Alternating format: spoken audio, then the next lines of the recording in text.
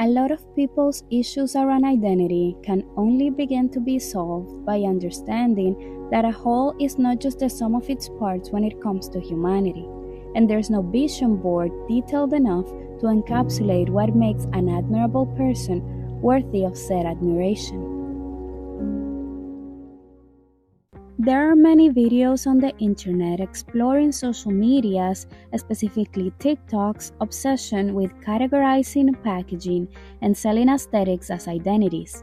The same way, there are dozens exploring the manosphere and its rising focus on looks maxing. Both phenomena exploit the same soft spot in their audience: lack of identity and dependence on paternalistic leadership. Throughout this video, I have no desire to equate the effect these trends have on its audience and those around them. It would be foolish to do so. Instead, we will explore some historical precedents that create a predisposition to center our lives around confident-sounding figureheads. Subcultures sans culture? Subculture as a term started to circulate in the English-speaking world around the 1940s in order to describe communities formed by individuals who feel ignored by mainstream society, people who through common interests come together, giving each other a sense of belonging and aiding the other in the building of their identity. Sociologists discovered that subcultures were united not only by likes and dislikes, but also developed entire belief systems and specific cultural components through art like music. Still, the most recognizable component for most subcultures is the visual aspect. Often, members of a specific subculture would dress a certain way to signify their allegiance to other members and to outsiders. See emos, bikers, hip-hoppers, and others. Like with any other social phenomenon, globalization through the internet affected subcultures, helping them reach people isolated due to geographical distance and creating virtual communities on social media. However, their geographical position in itself created specific markers that were erased through the unification. As time went on, many subcultures' aesthetics were used as costumes by mainstream artists to signify singularity. Many others simply rose in popularity until they truly became mainstream, and the belief systems that set them apart slowly vanished to make space for more people with diversified outlooks, like geeks, especially with comics. Without physical meeting places and with social media democratizing the internet, breaking apart the mainstream until there's no one true perception of dominant culture, the prevalence of subcultures vanished, despite some notable exceptions. Despite the illusion of inclusion that the internet created for many, this lack of real-life socialization only made a lot of people who felt inadequate more thirsty for online validation of their own choices, since they had no community or moral compass to orient them towards a purpose. The Clean Girl. While the clean girl aesthetic was not the first of its kind originated on TikTok, it has probably been the most successful. The aesthetic popped up in 2021 after many people lowered the time and effort they put into their appearance during the 2020 COVID lockdown. The clean girl influencers emphasized the importance of looking put together and fresh, projecting an image of natural wellness that was aspirational in the middle of a global health crisis. The aesthetic took bits and pieces of past times. Components like light neutrals and fresh ingredients were a continuation of the wellness culture of the previous decades, but the most controversial elements like the sleek bun and the brown light lips were borrowed from brown and black women, who wore them for decades and used to be called homely, ghetto, or dairy for it. Soon enough, the clean girl look was associated with a woman in control of her health, her relationship, and her money, in a time where no one seemed to be in control of anything. Much like identifiable markers of subcultures, the visual aspect was supposed to represent clearly who the person was. But unlike in punk or hip-hop, there was no belief system to tie clean girls together. There was no community designed to support each other, and no rules to guide their lives besides looking good and being a minimalist, at least in the aesthetic plane, which you can notice since every time someone mentions it, a clinger and a clinger look or aesthetic can be used interchangeably. The focus was always on appearing a certain way, not necessarily being someone or something. Since there were no principles to the clinger life, influencers who seemed to embody the aesthetic the most became the gurus. Habits like yoga, journaling, and organizing were popular, not because they were tethered by a shared purpose, but because they effortlessly fit into the visual landscape being painted. Many other trends would follow the template, summing up visual elements to try to embody a lifestyle, personality, and feeling. Life turning into a set of steps instead of a sum of experiences. Cottagecore, Tomato Girl, Vanilla Girl, Barbiecore, Mob Wife, and as I speak, probably 3 more are being created and tried on like costumes. However, as easy as it is to criticize the quick discard cycle occurring on TikTok and other social media, it has simply accelerated what has always been a shallow performance of a lifestyle in hopes of achieving satisfaction. Breaking the mold or expanding it. For centuries, society at large did not expect women and girls to receive rigorous education. Instead, the extent of their instruction was dependent on their family's wealth and politics. However, as class mobility became possible through formal education for men, families bringing up girls had to adjust to a new horizon. Where before people were sure to marry within their own class, now, through new rich or at least middle class men free of generational expectations, their daughters could marry up to a self-made entrepreneur or professional, roles that require a specific kind of performance from them and their family. Class mobility by marriage became more attainable as long as girls could perform domesticity according to the requirements the class they wanted to be a part of established. This is how etiquette manuals and finishing schools became popular.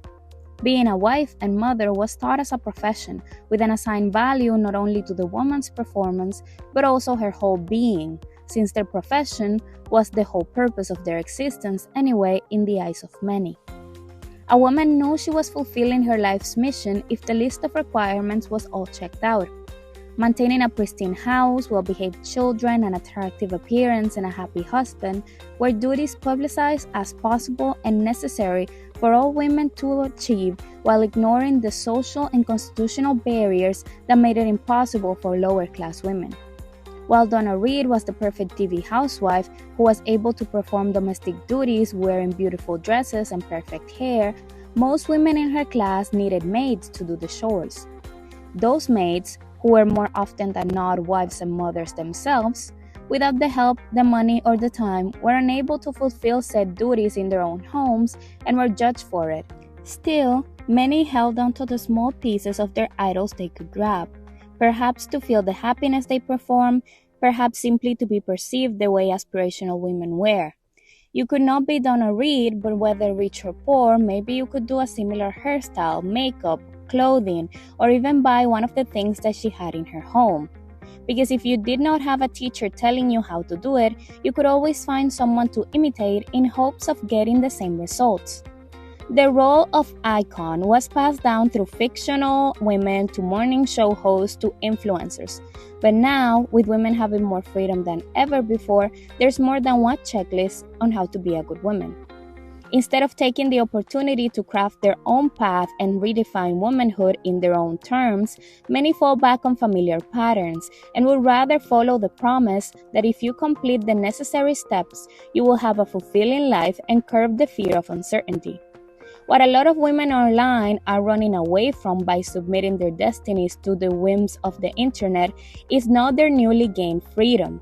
It's the lack of security offered to citizens where access to health, home, and community, far from being guaranteed, is at risk more often than not, and the exploration of self could lead to isolation. Incels and the ideal man.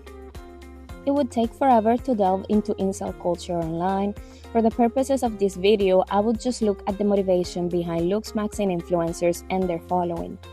Looksmaxing is the practice of trying techniques to improve your physical appearance, but because incels are obsessed with masculinity, it has the extra layer of unnecessary pain and dangerous practices, like smashing bones in hopes it will repair in a desirable shape.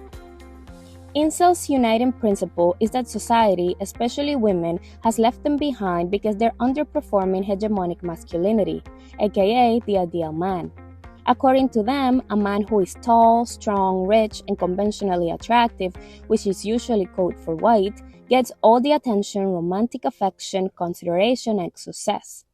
Of course, statistics disprove their theory, as these men they describe are rare, but most men are or have been in some type of committed relationship.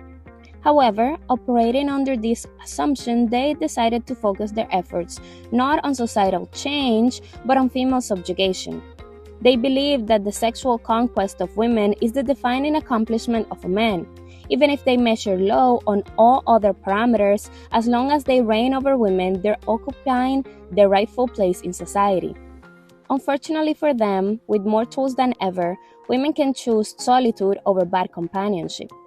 So, after years of their complaining about not belonging to the privileged few yielding no results, a subgroup of incels decided that they wouldn't be opposed to a dominant class as long as they belonged to it, and took matters into their own hands by looksmaxing. The premise is that if what separates them from successful men is not their beliefs or personality, but their outward appearance, changing it will allow them to move through the world with the privileges they never experienced before. For men like incels, the fulfillment of a mold, in this case of a masculinity mold, is not about the fear of the unknown as it is for women replicating shallow online behaviors. It's about the lost promise of a world that would always have space for them, despite their mediocrity. If their crusade was against the exclusion of those who are deemed lower in the social hierarchy, they would not target women as their enemy. It is because they saw mediocre men like them receive free labor, respect, and deference from their mothers and grandmothers and believe that to be a fair arrangement that they are upset. Why, if they have not changed, must they miss out on the privileges men lesser and equal to them receive? Why, when it is the economy that doesn't allow them to earn a wage to support and oppress a family on their own, that they should be lonely? So, in order to survive under the current circumstances of women being able to reject them, some men have accepted that they need to change. The thing about looksmaxing is that they're only willing to follow advice from those who still validate their misogynistic view of life. Leaving incels to tell incels how to stop being an incel.